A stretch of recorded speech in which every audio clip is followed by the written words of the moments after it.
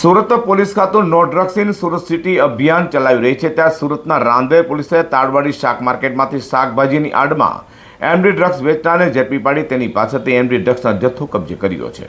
સુરતમાં ડ્રગ્સની બદીને દૂર કરવા માટે સુરત પોલીસ ખાતું સતત પ્રયત્ન કરી રહી છે।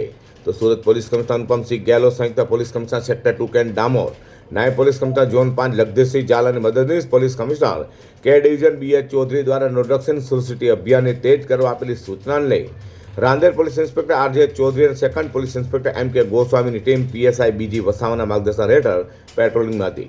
ત્યારે નામ પોલીસ કોન્સ્ટેબલ ભવાનસિંહ હવુભા તથા નામ પોલીસ કોન્સ્ટેબલ કનકસિંહ જેઠુસિંહને મળેલી બાતમીના આધારે તાળવાડી ખાતેના શાક માર્કેટમાંથી શાકભાજી વેચવાના બારણે એમડી ડ્રગ્સનું વેચાણ કરનારા રાંદેર કબૂતરખાનાની પાસે બુસરા એપાર્ટમેન્ટમાં રહેતા નઝીર રશીદ સૈયદને ઝડપી પાડ્યો હતો।